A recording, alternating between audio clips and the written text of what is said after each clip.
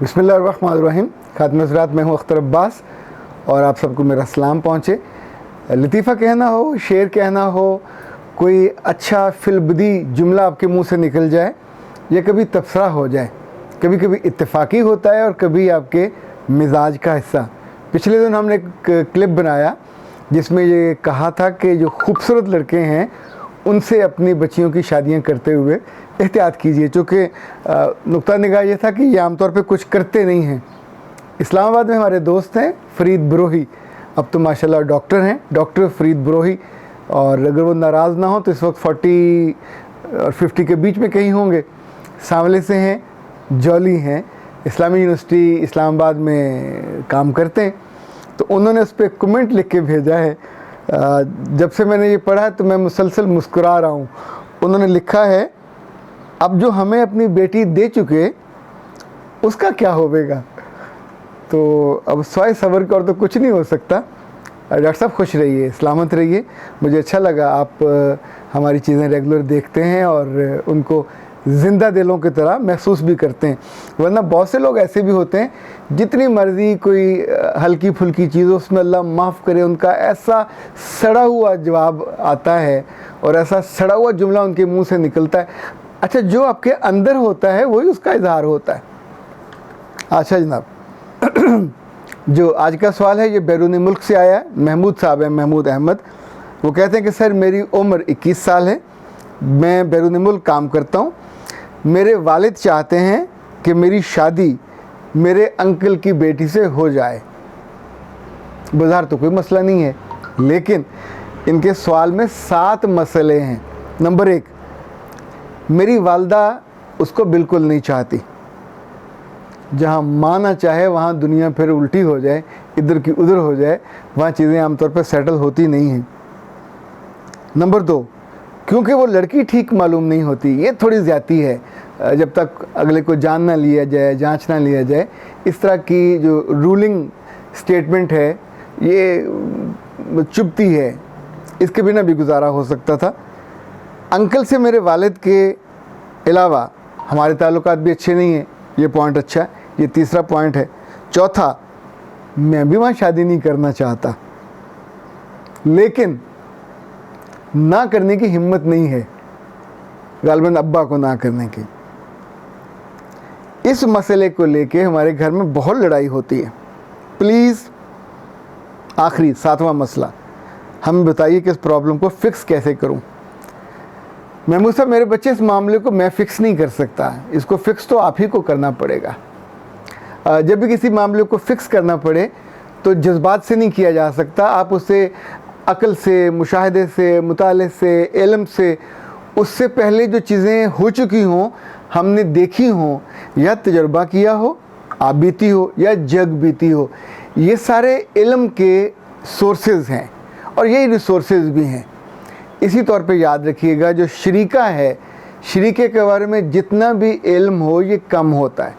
शादी ब्याह के मामले में जो मैच नहीं होते और कोई एक उसमें राज़ी ना हो और फिर भी शादी कर दी जाए तो हमने 100 में से बमुश्किल 1 या आध को चलता देखा है, दूसरे चल नहीं पाते। अब इस वाले मामले में हम तरतीबर लेते जाते हैं। बेटा, पहली रिस्पॉन्सिबिलिटी आपके अब्बा की नहीं है, आपकी है। ज़िंदगी आपने गुजारनी है। If you are not happy, you are not ready, तो आपके अंदर ये जुर्रत पैदा करें, हिम्मत पैदा करें, बिल्कुल क्लैरिटी के साथ एक मैसेज कर दीजिए, अपनी आवाज़ रिकॉर्ड करके भेज दीजिए। पहले अब्बा से मोहब्बत का इजहार कीजिए कि बाबा आप मेरे लिए सबसे इम्पॉर्टेंट हो, मैं आपका बेटा हूँ, लेकिन मैं ये भी जानता हूँ कि आप उस अंकल के साथ ताल्लुकात को बेहतर बनाना चाहते हो।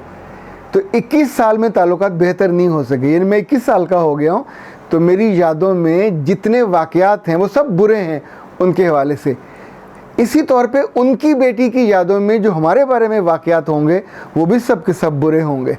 सो 2 जोड़ जब आपस में मिलेंगे और पूरे माजी में 20 साल या 21 साल के माजी में बदतरीन वाक़यात, अब्यूज़ेज़, इल्ज़ामात, और या आपके बारे में या हमारी माँ के बारे में, कहीं रिस्पेक्ट नहीं होगी, हर जगह डिसग्रेस होगा, डिसरिस्पेक्ट होगा, इल्ज़ामात होंगे घटिया।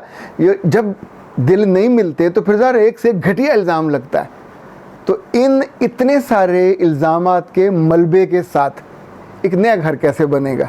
और अगर मैं बना लूँ आपकी खुशी के लिए, तो मैं आपको सिर्फ ये बताना चाहता हूँ कि ज़िंदगी में आज तक ऐसे लोगों के रिश्ते नहीं चले, नंबर 1। नंबर 2, जब ये रिश्ता टूटेगा, अभी तो आपके फिर चलें, कभी साहब सलामत हो जाती है, सलाम दुआ हो जाती है, फिर आप उससे भी जाएंगे। चूँकि जिसकी बेटी घर जाके बैठेगी तो आमतौर पे वो माइंड करता, अपना कसूर तो कभी नहीं मानता, वो होगा कि दूसरे ने बहुत जुल्म किया, तो ये जुल्म मैं नहीं करूँगा, आप पे भी इल्ज़ाम आएगा, मेरी माँ पे भी आएगा, बहन भाइयों पे भी आएगा, सबको बद्दुआएं मिलेंगी। सो बी लॉजिकल। ये चीज़ें कंक्रीट, देखें कंक्रीट सॉलिड होता है, रेत से फ़र्क होता है। रेत को बताने के लिए कि ये सीमेंट है, आपको बड़ा कोशिश करनी पड़ेगी, पर सीमेंट को साबित करने के लिए कि ये सीमेंट है, रियलिटी है, उतनी एफर्ट नहीं करनी पड़ेगी। अब्बा लोग इस उम्र में आमतौर पे सेंसिबल होते हैं, चीज़ें उनको समझाई जा सकती हैं। उस बच्ची पे इल्ज़ाम ना लगाइएगा। ये थोड़ा, चूँकि मुझे भी ऑकवर्ड लगा, मुमकिन है उनको भी वो हर्ट हो कि मेरे भाई की या मेरे जो भी उनके लगते हैं उनकी बेटी के बारे में ये लोग इस तरह क्यों कह रहे हैं। हकायक हो सकते हैं, सच्चाई हो सकती है, पर चूँकि किसी अदालत ने फैसला तो नहीं दिया, सुनी सुनाई होगी या कहीं एक दफ़ा आपने देखा होगा। तो जिस चीज़ पे आपका पूरा बुनियाद ढह जाए, उस एक दलील की बुनियाद पे कि तुम्हारी दलील नाकस है और आपकी बाकी सारी दलीलें बेअसर हो जाएं, चूँकि अदालतों में ये होता है कि आपने दलीलों का ढेर लगाया होता है, एक हल्की दलील देते हैं तो जज साहब का मूड होता है, उसी को वो मान के बाकी सारी रद्दी कर देते हैं। इंसानी ज़िंदगी में भी ये होता है कि हम किसी एक बात पे ज़्यादा फोकस हो जाते हैं, ज़्यादा एम्फसाइज़ करते हैं और उसके बाद बाकी चीज़ें रद्दी हो जाती। ख़ातिन हज़रात, दूसरी बात आप भी ये याद रखिएगा कि जिस रिश्ते को सिर्फ अब्बा जी चाहें और अम्मा ना चाहे, वो बेल कभी मुंडे नहीं चिढ़ती। अब्बा तो सिर्फ रिश्ता लेने जाएगा, ब्याह के ले आएगा, उसके बाद उस लड़की के साथ जो धोबी पार्ट उसको लगेंगे वो सारे के सारे उसकी सास की तरफ से लगने। हर दिन, हर सुबह, हर दोपहर, हर शाम जो जो उसके साथ होना है, जो जो उसके वालिदैन के साथ होना है, जो जो माजी की सारे गंदे कपड़े ला के रोज़ाना की बुनियाद पे धुलेंगे और सामने फिर वो तार पे लगाए भी जाएंगे। अच्छा ख़ातिन हज़रात, मैं ये गुजारिश कर रहा था कि हर मसले का हल आम तौर पे उसके अंदर मौजूद होता है, उसको हम देखते नहीं हैं या उस पर गौर नहीं करते। हम बहुत सारे फ़ैसलों की ज़िम्मेदारी एक्सेप्ट नहीं करना चाह रहे होते। हम जानते होते कि ये फ़ैसला गलत होगा और इसका नतीजा बहुत ख़राब होगा। अल्लाह ने इंसान को बहुत उम्दा अक्ल दी है, बसीरत दी है, इसकी निगाह में बड़ी डेप्थ होती है। बच्चा भी चाहे हो तो वो चीज़ों को जान लेता है, जांच लेता है। याद रखिएगा, जब हम चीज़ों को नहीं मानते तो फिर वो होता है जब एक ट्रक ड्राइवर और एक बस ड्राइवर सामने से आ रहे थे और दोनों बहुत तेज़ थे, हादसा हुआ बहुत शदीद किस्म का और आधे से ज़्यादा लोग मर गए, बस के ड्राइवर बच गया। तो उससे फिर जब पूछा गया कि तुम्हें नज़र आ रहा था कि सामने ट्रक है तो तुमने अपनी रफ्तार आहिस्ता क्यों नहीं की, तुमने अपनी जगह उसको क्यों ना दी, ताकि तो उसने कहा उसे नज़र नहीं आता था, मैं बस हूँ, 80 मुसाफिरों को लेके जा रहा हूँ और I am more important than A truck, उसको रास्ता देना चाहिए था। तो इसने अपनी जगह नहीं छोड़ी, उसने भी नहीं छोड़ी। नतीजतन वो हुआ जो इसको फ़ैसला करके जगह छोड़ देनी चाहिए थी, तो 40 लोगों की जान बच जाती। हम जब किसी बेवकूफ़ाना फ़ैसले पे, किसी अहमकाना बात पे या ज़िद पे अड़ के ट्रक के आगे आ जाते हैं तो ट्रक तो टक्कर मारेगा, वो तो उड़ा के रख देगा, फ्लूस सबका निकाल देगा, फिर बाद में रोने का और लाशें गिनने का कोई फ़ायदा नहीं होता।